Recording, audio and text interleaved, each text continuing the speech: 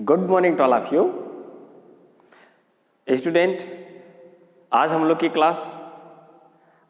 की क्लास एक special class होगी जो आपके बोर्ड एग्जाम के लिए और कंपटीशन के लिए बहुत ही इम्पोर्टेंट है, ठीक है। और वो जो इम्पोर्टेंट टॉपिक है आज का वह है टेम्परेचर कोफिशिएंट ऑफ रेजिस्टिविटी, ठीक है। और टेम्परेचर कोफिशिएंट ऑफ रेजिस्टिविटी को हम समझेंगे कि ये होता क्या है और फिर उसके बाद हम इस पर बेस्ड न्यूमेरिकल करेंगे, है ना, जो आपके कॉम्पिटिटिव और एग्जामिनेशन के लिए बहुत ही इंपॉर्टेंट है, ठीक है। ओके, तो हम लोग आज की क्लास के पहले हमने क्या पढ़ा हुआ है, तो हमने पढ़ा हुआ है रेजिस्टिविटी, है ना। तो रेजिस्टिविटी क्या होता है, तो रेजिस्टिविटी किसी मटेरियल की कैरेक्टरिस्टिक्स होती है, प्रॉपर्टी होती है ना, जो मटेरियल के नेचर पर और टेम्परेचर पर डिपेंड होता है, ठीक है। ये ध्यान रखिएगा, हमने पढ़ा हुआ है, ठीक है। और फिर उसके बाद ये जो रेजिस्टिविटी होती है ना, हमने बताया हुआ था ये कांस्टेंट होती है, कांस्टेंट, है ना। लेकिन कब कांस्टेंट होता है, तो इसका आंसर है एट कांस्टेंट टेम्परेचर। तो कांस्टेंट टेम्परेचर पर हर मटेरियल की रेजिस्टिविटी कांस्टेंट होती है ना। तो अभी अभी पढ़े रेजिस्टिविटी जो हमारी होती है वो कैसी होती है, टेम्परेचर के अकॉर्डिंग चेंज होती है। तो कांस्टेंट कैसे हुआ, आंसर यस, इसीलिए बताया गया कि जो मटेरियल की रेजिस्टिविटी होगी कांस्टेंट होगी।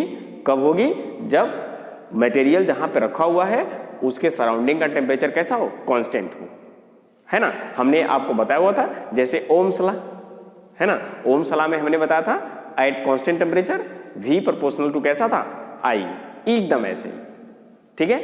तो आज हम लोग अपने टॉपिक को शुरू करते हैं, ठीक है। तो हमने आपको बताया कि जो हमारी रेजिस्टिविटी होती है वह किस पर डिपेंड करती है, टेम्परेचर पर, है ना। तो मान लिया हमारे पास एक मटेरियल है, ये मटेरियल है और ये कॉपर मटेरियल है ना, ये एक कॉपर मटेरियल है ना। तो जिसकी रेजिस्टिविटी हमने कहा ρ1 है, ठीक है। और ये जो रेजिस्टिविटी ρ1 है कहीं न कहीं टेम्परेचर पर डिपेंड करता है रेजिस्टिविटी, ओके। तो ये आपका कॉपर हुआ, लिख लो कॉपर, इसकी रेजिस्टिविटी ρ1 और इसका जो टेम्परेचर है हमने मान लिया T1 डिग्री सेल्सियस, है ना। T1 डिग्री सेल्सियस पर ये जो हमारा मटेरियल है यानी कॉपर है उसका जो रेजिस्टिविटी है वो है ρ1, ठीक है। अब होता क्या है, हम इसका क्या चेंज कर लें, टेम्परेचर, है ना। टेम्परेचर हमने चेंज किया तो हमने देखा कि इसी मटेरियल का, है ना, इसी मटेरियल का जो टेम्परेचर है अब इस समय टेम्परेचर है T2 डिग्री सेल्सियस और इसकी जो रेजिस्टिविटी होगी चेंज होगी कि नहीं, आंसर यस, चेंज होगी, ठीक है। तो ये रहा आपका ρ2, ये इसकी रेजिस्टिविटी है, समझ रहे ना। मटेरियल आपका वही है, लेंथ वही है ना, क्रॉस सेक्शन एरिया वही है, ये ऐसा समझ लो, ठीक है। लेकिन हाँ क्या चेंज है, तो आंसर है टेम्परेचर, ठीक है। तो टेम्परेचर चेंज हुआ तो कहीं न कहीं इस कॉपर मटेरियल का जो रेजिस्टिविटी होगा वो भी चेंज होगा ना, आंसर है यस, ठीक है। अब देखिए होता क्या है कि ये जो आपका मटेरियल है ना, कॉपर मटेरियल, अब रेजिस्टिविटी तो चेंज हुई, है ना, रेजिस्टिविटी तो चेंज हुई ना। कितनी रेजिस्टिविटी चेंज हुई, तो आंसर है ρ2 माइनस ρ1 रेजिस्टिविटी चेंज हुई, है ना, ये तो चेंज हुआ। तो आंसर है पहले तो ρ1 था, अब कितना हुआ, ρ2 हुआ, तो कितना चेंज हुआ, आंसर है ρ2 माइनस ρ1 चेंज हुआ, ठीक है ना। तो ये जो रेजिस्टिविटी चेंज हुई है ना, कितने में से ρ2 माइनस ρ1 चेंज हुआ है, तो आंसर है ρ1 में से, है ना। तो ρ1 यानी इस मटेरियल की जो रेजिस्टिविटी ρ1 थी टेम्परेचर T1 पर, है ना, तो जब टेम्परेचर राइज हुआ तो इसका कहीं न कहीं रेजिस्टिविटी चेंज हुआ, इसी का न चेंज हुआ है ρ1 का, आंसर यस। तो अब इसका कितना चेंज हुआ, आंसर है ρ2 माइनस ρ1 चेंज हुआ, कितने में से, आंसर है ρ1 में से, है ना। जैसे आप मार्क्स गेन करते हो ना, मार्क्स पाते हो टेस्ट में, एग्जाम में, यस। तो आपने इतना गेन किया, कितने में से, जो भी आपका मार्क्स होगा मैक्सिमम मार्क्स, ठीक है, एकदम ऐसे ही। तो इतने में से ही चेंज हुआ है ये, तो ये हुआ आपका रेजिस्टिविटी चेंज हुआ, ठीक है। अब समझ में आता है। अब होता क्या है, देखिए यहां पर टेम्परेचर था T1, यहां पर टेम्परेचर था T2, ठीक है। तो कितना टेम्परेचर चेंज होने में रेजिस्टिविटी में इतना चेंज आया? आंसर है T2 minus T1 temperature change होने में ρ2 माइनस ρ1 रेजिस्टिविटी चेंज हुआ ना? यस, ठीक है। तो अब देखिए यहां पर टेम्परेचर को थोड़ा सा हम समझ लेते हैं। मान लीजिए ये है आपका 27 डिग्री सेल्सियस, ठीक है, और यहाँ का टेम्परेचर राइज होके हुआ आपका 37 डिग्री सेल्सियस, है ना। तो बताइए टेम्परेचर कितना चेंज हुआ? तो टेम्परेचर चेंज हुआ 37 minus 27 is equal to 10 degree Celsius. इतना चेंज हुआ, 10 डिग्री सेल्सियस चेंज हुआ, है ना। तो इतना टेम्परेचर चेंज हुआ, इतना। तो इतने टेम्परेचर चेंज होने में से ये चेंज हुआ रेजिस्टिविटी, है ना। जो 10 डिग्री टेम्परेचर चेंज होने में जो रेजिस्टिविटी चेंज हुआ ρ2 माइनस ρ1, ठीक है, अपान ρ1, ये था ना, ठीक। अब बताइए 1 डिग्री टेम्परेचर राइज होने में, 1 डिग्री टेम्परेचर राइज होने में कितना रेजिस्टिविटी चेंज होगा? तो आंसर है ये है 10 डिग्री के लिए इतना चेंज हुआ, तो 1 डिग्री के लिए कितना चेंज होगा? तो आंसर है यहां पे 10 का हम भाग कर देंगे तो ρ2 माइनस ρ1 अपान ρ1 इंटू 10, यही होगा कि नहीं? आंसर है यस। और यही जो आपका 10 है, ठीक है, यही क्या है आपका T2 माइनस T1, ρ2 माइनस ρ1 अपान ρ1, ठीक है, और ये रहा आपका T2 माइनस T1, ये हुआ, ठीक है ना। Answer yes. ये बात समझ में आ गई, है ना।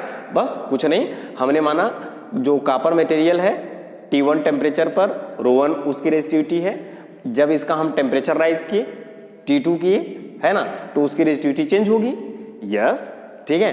अब कितना चेंज हुआ रेजिस्टिविटी? ρ2 माइनस ρ1, कितने में से ये रेजिस्टिविटी चेंज हुई है ρ2 माइनस ρ1? आंसर है इस वाले रेजिस्टिविटी से, ρ1 रेजिस्टिविटी से, ठीक है। अब T1 और T2 की हम बात कर लेते हैं, तो T1 और T2 कितना चेंज हुआ? तो आंसर है T2 माइनस T1। तो T2 minus T1 temperature change होने से जो रेजिस्टिविटी चेंज हुई वह हुई ये हुआ आपका। तो अब ये T2 माइनस T1 हमने एग्जाम्पल के लिए आपको बताया, पहले तो T1 था 27, अब हुआ 37, तो इसमें कितना चेंज आया? टेम्परेचर में कितना चेंज आया? 10। तो 10 डिग्री पर जो टेम्परेचर चेंज हुआ 10 डिग्री, उसमें जो रेजिस्टिविटी चेंज हुई ये हुई, है ना। अब 1 डिग्री टेम्परेचर राइज होने में, 1 डिग्री टेम्परेचर राइज होने में जो रेजिस्टिविटी चेंज हुई वह हुई ρ2 माइनस ρ1 अपान ρ1 T2 माइनस T1, ठीक है। ये 1 डिग्री टेम्परेचर राइज के लिए रेजिस्टिविटी चेंज हुई है ना। बस इसी का नाम है टेम्परेचर कोएफिशिएंट ऑफ रेजिस्टिविटी, जिसको डिनोट करते हैं अल्फा से। बात समझ में आ गई, ठीक है। तो बस इसको हम लिख लेते हैं, यही हमारा होता है टेम्परेचर कोएफिशिएंट ऑफ रेजिस्टिविटी। तो आइए लिख लेते हैं, और ये लिखा हुआ है बोर्ड पर आपके, ठीक है। तो topic temperature coefficient of resistivity, जिसको हमने डिनोट किया अल्फा से, ठीक है। अब तो हमने पढ़ा हुआ है resistivity of material is not constant नहीं होती है, ठीक है, बट चेंज विथ टेम्परेचर जैसे जैसे आपका चेंज होगा वैसे वैसे रेजिस्टिविटी चेंज होगी। तो आपका रेजिस्टिविटी कैसा हुआ? कांस्टेंट नहीं हुआ। तो कांस्टेंट रेजिस्टिविटी कब होगी? जब टेम्परेचर कांस्टेंट होगा, ठीक है, ये हमने आपको बताया। ओके, ये हमारा हुआ। अब हम लोग इसी को लिख लेते हैं, है ना। हमने माना, ठीक है, if ρ1 and ρ2 be the resistivity of materials ρ1 and ρ2, ठीक है, at temperature T1 and T2 degree Celsius, ठीक है, ये हुआ हमारा। तो हमने क्या देखा? The temperature coefficient of resistivity alpha is defined as, तो हमारा अल्फा क्या होगा? आंसर यही हमारा अल्फा होगा, ठीक है। तो लिख लीजिएगा अल्फा इज इक्वल टू, इसको क्या लिखोगे? आंसर है चेंज इन रेजिस्टिविटी, ठीक है, लिख लो चेंज इन रेजिस्टिविटी, ठीक है, डिवाइड बाई क्या है? ओरिजिनल रेजिस्टिविटी, जो पहले की रेजिस्टिविटी थी मटेरियल की, इसको हमने लिख लिया ओरिजिनल रेजिस्टिविटी, ठीक है। मल्टीप्लाई क्या है, T2 माइनस T1 यानी चेंज इन टेम्परेचर, ठीक है, ये लिख लो चेंज इन टेम्परेचर। बात समझ में आ गई? वेरी गुड, बहुत अच्छा, ठीक है ना। एकदम मजे से फिजिक्स समझो, ठीक है, समझ रहे हो ना, परेशान ना हो कि हमको फिजिक्स नहीं समझ में आएगा, बहुत ईजी, बहुत आसान है, ठीक है, समझते रहिए। ये हमारा हुआ, बस अब इसी को हम ऐसे शब्दों में लिख लिए, तो ये हुआ अल्फा इज इक्वल टू, यानी टेम्परेचर कोफिशिएंट ऑफ रेजिस्टिविटी, है ना। तो टेम्परेचर कोफिशिएंट ऑफ रेजिस्टिविटी किसको बोलोगे, ये ध्यान रखिएगा, 1 डिग्री टेम्परेचर राइज होने में, 1 डिग्री टेम्परेचर राइज होने में जो रेजिस्टिविटी चेंज हुई है उसका नाम है अल्फा, यानी टेम्परेचर कोफिशिएंट ऑफ रेजिस्टिविटी, ठीक है, 1 डिग्री। और ऐसे ही आपके बहुत सारे डेफिनेशन मिलेंगे आगे क्लास में, 1 डिग्री टेम्परेचर राइज होने में, है ना, क्या चेंज होता है ना, बहुत सारे मिलेंगे, केमिस्ट्री में भी मिलेगा, इसमें भी मिलेगा, फिजिक्स में भी, है ना, ठीक है। तो अब ये हमारा हुआ, बस इसी को लिख लो। तो alpha is equal to change in resistivity, हमने क्या लिख लिया, ρ2 माइनस ρ1 अपान ρ1, ठीक है, T2 माइनस T1, ये हुआ आपका, समझ में आ गया, ठीक है।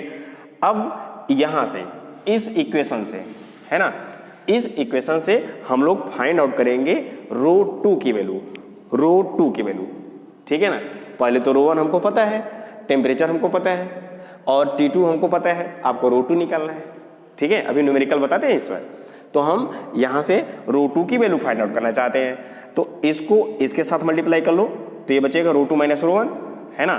तो ये रहा आपका ρ2 माइनस ρ1 इज इक्वल टू इसका मल्टीप्लाई अल्फा के साथ, ये हुआ अल्फा, ठीक है, क्या हुआ ρ1, इसका मल्टीप्लाई यहाँ पे अल्फा ρ1 T2 माइनस T1, ये हुआ आपका, ठीक है, बात समझ में आ गई, ओके। तो हमको रोटी की वैल्यू चाहिए, ρ2 की वैल्यू चाहिए ना, रोटी नहीं चाहिए, तो हमको ρ2 की वैल्यू चाहिए, ठीक है, ओके। तो ये माइनस R1 इधर पे ले जाओ, प्लस हो जाएगा, माइनस R1 है, इसके साथ ले जाओगे तो प्लस हो जाएगा ना। तो ये रहा आपका ρ2, ठीक है, ρ2 इज इक्वल टू, ये रहा माइनस ρ1 उधर जाएगा, प्लस हो जाएगा, तो ये क्वांटिटी लिख लो, alpha ρ1 T2 minus T1 plus ρ1, है ना।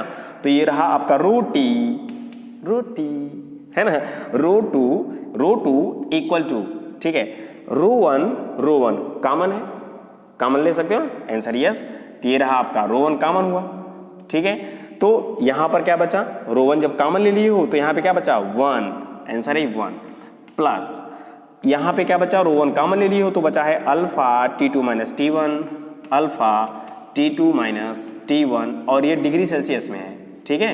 ये हुआ आपका ρ2 की वैल्यू, ये मिल गया आपको ρ2 की वैल्यू, समझ में आ गया, आंसर यस, ठीक है। अब देखिए, एक हम लोग ने फार्मूला पढ़ा हुआ है, क्या फार्मूला पढ़ा हुआ है, रेजिस्टेंस का, ठीक है, रेजिस्टेंस का formula R is equal to ρL upon A, ठीक है। तो हमने आपको बताया था रेजिस्टिविटी और रेजिस्टेंस क्या सेम हो सकता है, क्या इक्वल हो सकता है, क्या आंसर यस, इक्वल हो सकता है, ठीक है, वेरी गुड। कैसे हो सकता है, तो आंसर है जब हम इस कंडक्टर मटेरियल का या इस मटेरियल का क्रॉस सेक्शनल एरिया यूनिट ले लें, ठीक है, और इसका जो लेंथ होगा वो भी कैसा हो, यूनिट हो, तो unit length unit cross section area लेने से ये 1 हुआ, तो रेजिस्टेंस किसके इक्वल हो जाता है, रेजिस्टिविटी के इक्वल हो जाता है ना। तो इसका मतलब है कि इस कॉपर मटेरियल का कहीं न कहीं क्या होगा, रेजिस्टेंस होगा, आंसर यस होगा। इसका कहीं कहीं क्या होगा, रेजिस्टेंस होगा, आंसर यस होगा, है ना। तो रेजिस्टेंस ही हमारा रेजिस्टिविटी होगा जब length cross sectional area same हो। तो हम मान सकते हैं कि R इज इक्वल टू रो होता है, ठीक है। बस अब हम लोग क्या ρ2 के प्लेस पर R2, ठीक है, ρ1 के प्लेस पर R1 रख सकते हैं क्या, आंसर यस। तो ये हमारा हुआ R or R R R2 is equal to R1, ठीक है, 1 plus temperature coefficient of resistivity alpha, ठीक है, T2 माइनस T1, ये रहा। तो ये रेजिस्टेंस के टर्म में अगर आपको मटेरियल के रेजिस्टेंस दिए हों, है ना, उनके टेम्परेचर T2 और T1 दिए हों और टेम्परेचर कोफिशिएंट दिया हो उस मटेरियल का, ठीक है, तो हम R2 R1 के बीच ऐसे अगर कोई भी फिजिकल क्वांटिटी दिया रहेगा इस फार्मूले से रिलेटेड हम लोग सॉल्व कर लेंगे, ठीक है ना। ओके, तो ये हुआ हमारा कहीं कहीं टेम्परेचर कोफिशिएंट ऑफ रेजिस्टिविटी, समझ में आ गया। ओके, तो ठीक है, तो ये हमारा हुआ। अब इसमें तो कुछ नहीं है, अब हम लोग करते हैं एक इस पर बेस न्यूमेरिकल, ठीक है। ओके, तो न्यूमेरिकल करते हैं, इसको आप नोट कर लीजिएगा, इसको हम करते हैं इरेज, ठीक है। ओके, तो ये आपके लिए न्यूमेरिकल है ना। तो अभी जो हमने पढ़ा हुआ है उस पर बेस न्यूमेरिकल करते हैं, है ना। ये आपके कंपटीशन में और आपके एग्जाम में पूछा जाता है, ठीक है। अच्छा, एक वर्ड अभी जो हमने पढ़ा हुआ है, यानी जो टॉपिक पढ़ लिया अल्फा, यानी टेम्परेचर कोफिशिएंट ऑफ रेजिस्टिविटी, है ना, उसकी यूनिट क्या होगी, ठीक है, ये ध्यान रखिएगा, उसको लिख लो, नीचे राइट कर लो।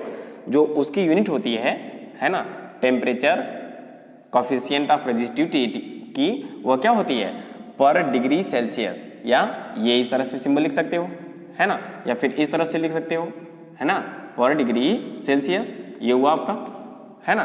तो इस तरह से आपका पर डिग्री सेल्सियस इनवर्स, है ना, इसको हम लोग बोलते हैं कि ये जो टेम्परेचर कोफिशिएंट की यूनिट है ये होता है पर degree Celsius. 1 degree Celsius rise होने में जो रेजिस्टिविटी चेंज हुआ है, यस, ठीक है, ये है आपका पर डिग्री सेल्सियस। समझ में आ गया। ओके, तो न्यूमेरिकल हम करते हैं, है ना।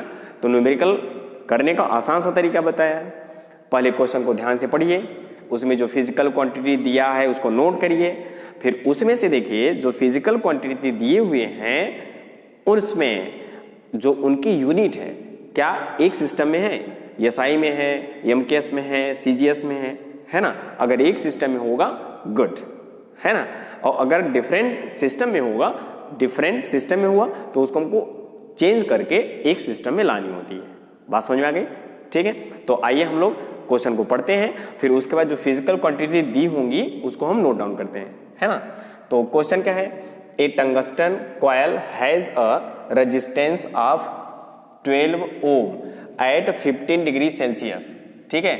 एक टंगस्टन है, ठीक है, 15 डिग्री सेल्सियस पर उसका जो रेजिस्टेंस है वह है 12 ओम, ठीक।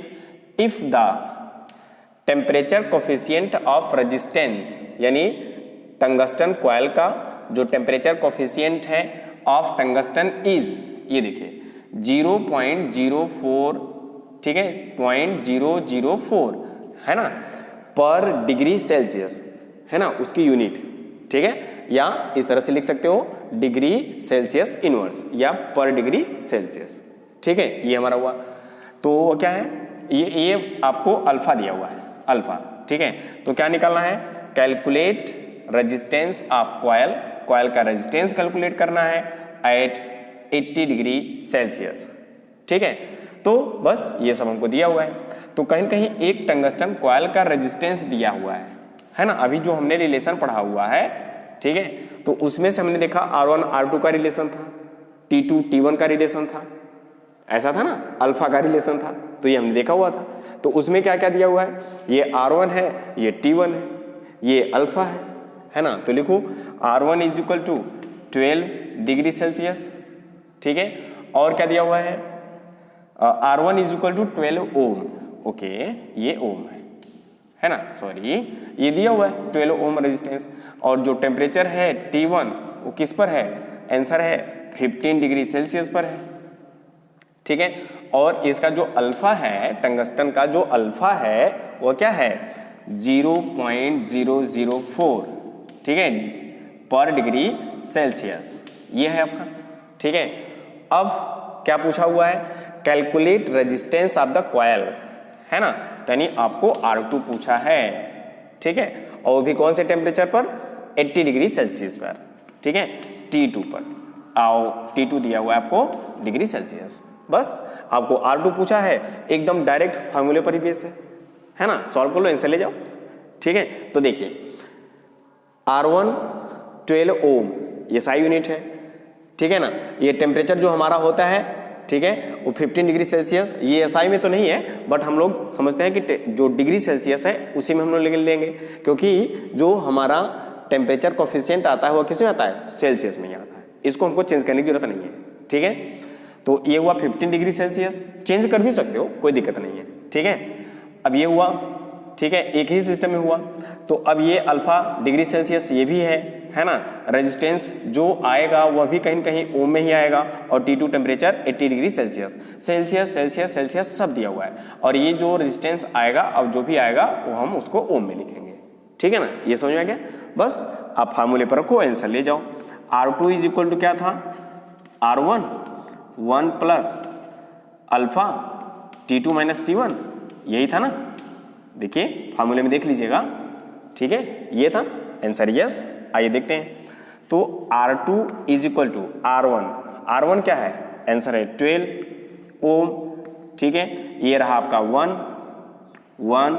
प्लस अल्फा, अल्फा की वैल्यू क्या है, आंसर है 0.004, ये रहा आपका 0.004, ठीक है। T2 माइनस T1 80 माइनस क्या है 15, ये आपका, ठीक है।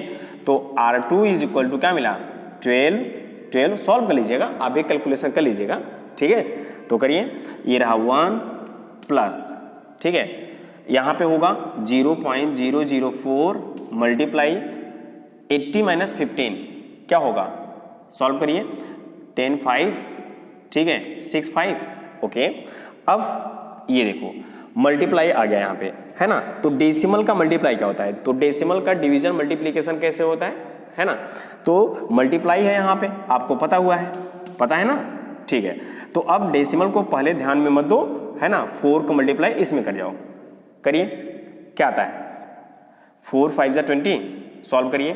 तो R2 is equal to R1 है आपका क्या है, ठीक है, 12, ये रहा आपका 1 प्लस मल्टीप्लाई करिए, 4 5 जा 20, 4 छक्के 24, है ना, और 2 26, 260, ठीक है। और 1 2 3 प्लेस पर डेसिमल, 1 2 3 प्लेस पर डेसिमल, ठीक है, ये हुआ आपका, हो गया ना। तो R2 is equal to 12 in bracket 1 plus 0.260, ये हो गया। R2 का वैल्यू निकाल लो, तो R2 इज इक्वल टू, है ना, ये रहा आपका 12 सॉल्व कर लीजिएगा, ठीक है। 1 प्लस 0.26 राइट कर सकते हैं क्या, है ना, राइट कर सकते हो ना। ये जो आपके डेसिमल के राइट साइड जीरो है हटा दो, उसकी कोई वैल्यू नहीं है ना, ऐसा होता है ना, ठीक है। तो अब इसको जोड़ लो, तो R2 is equal to 12 multiply 1 plus ये होगा, तो 1 क्या होगा पॉइंट क्या होगा 26, ये होगा answer, yes. R2 is equal to, है ना, मल्टीप्लाई कर जाओ, 12 ये मल्टीप्लाई करो, 12 छक्के 72, 7 कैरी, 12 दूना 24, है ना, 24 7 31, फिर 3 कैरी, है ना, कर लो, ठीक है। फिर 12 कम 12, 12 3 15, ये हुआ 15, ठीक है। और 2 प्लेस पर डेसिमल ये हुआ 15.12, ठीक है। और ये आ गया आपका आंसर, ठीक है। R2 का वैल्यू पूछा हुआ था, अब इसकी जो यूनिट होगी वो यही होगा ओम, ये रहा आपका राइट आंसर, समझ में आ गया, यस, ठीक है। अच्छा, ये हुआ हमारा, ठीक है। अभी तक हम लोग ने पढ़ा रेजिस्टेंस रेजिस्टिविटी, ये ध्यान से देखिएगा, ठीक है। एक और टॉपिक हम लोग लेते हैं, थोड़ा सा छोटा सा है, मस्त है, ठीक है। देखिए, तो आगे बताएं क्या, चलिए ठीक है, इसी में ले लीजिएगा, ठीक है। हमारा रेजिस्टिविटी है ना, रेजिस्टिविटी का जो रिलेशन है वो कंडक्टिविटी के साथ कैसा है। कंडक्टिविटी बहुत इंपॉर्टेंट है, यह आपको आगे क्लास में भी मिलेगा, ठीक है। रेजिस्टिविटी का जो रिलेशन है कंडक्टिविटी के साथ वह है इनवर्सली प्रोपोर्शनल, ठीक है। जैसे आपका गुड कंडक्टर कौन है, बेस्ट कंडक्टर कौन है, सिल्वर, आंसर यस सिल्वर है, ठीक है। तो ये है उस सिल्वर की जो कंडक्टिविटी है, कंडक्टिविटी चार्ज के फ्लो कराने की प्रॉपर्टी को हम बोलते हैं कंडक्टिविटी। तो गुड कंडक्टर गुड कंडक्टिविटी है ना, यही है हमारा। तो ये कहीं कहीं कंडक्टर है कंडक्टिविटी, तो बेस्ट कंडक्टर सिल्वर, ठीक है ना। तो सिल्वर की जो कंडक्टिविटी है वो बेस्ट है, यस, ठीक है। तो अब रेजिस्टिविटी और कंडक्टिविटी का क्या रिलेशन है, ठीक है, या कंडक्टिविटी का रेजिस्टिविटी के साथ क्या रिलेशन है, तो लिख लो।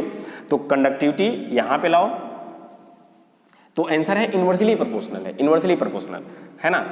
कंडक्टिविटी इंक्रीज होगी, कंडक्टिविटी इंक्रीज होगी यानी गुड कंडक्टर होगा, उसमें रेजिस्टेंस यानी रेजिस्टिविटी कम होगी, तो ये रहा, ठीक है।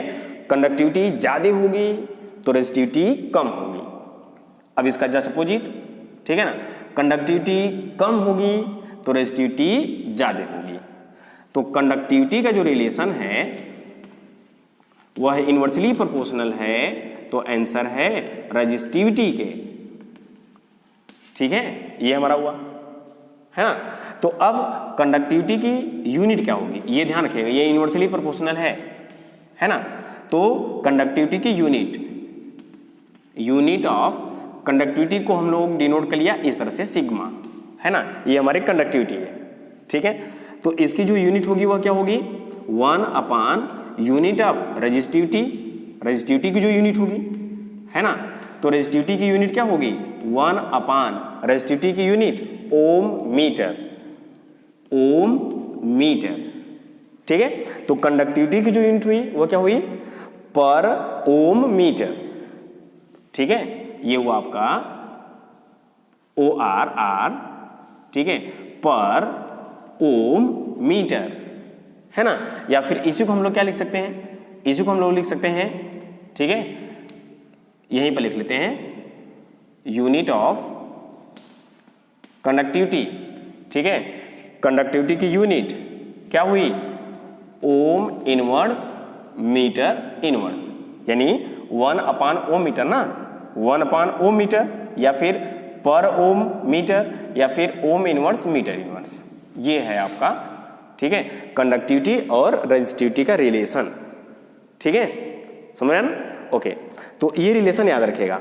अब हम लोग आगे की टॉपिक पढ़ते हैं, ठीक है, यानी कल की क्लास में पढ़ेंगे, है ना। ये जो कंडक्टिविटी और रेजिस्टिविटी का रिलेशन तो हम लोग पढ़ लिया, अब हम लोग पढ़ेंगे रेजिस्टिविटी के बेस पर, है ना। रेजिस्टिविटी के बेस पर जो हमारे मटेरियल होते हैं, है ना, उनको हम कितने क्राइटेरिया में रख सकते हैं, उनके क्राइटेरिया क्या है, ठीक है, ये हम कल की क्लास में सीखेंगे, है ना। यानी रेजिस्टिविटी के बेस पर ही जो हमारे मटेरियल होते हैं उनके क्या, ठीक है, क्लासिफिकेशन है, उसको हम कल की क्लास में सीखेंगे, ओके। तो आज की क्लास कैसे लगी, है ना। अगर आपको क्लास अच्छी लगी हो तो लाइक शेयर सब्सक्राइब जरूर करें। Thank you.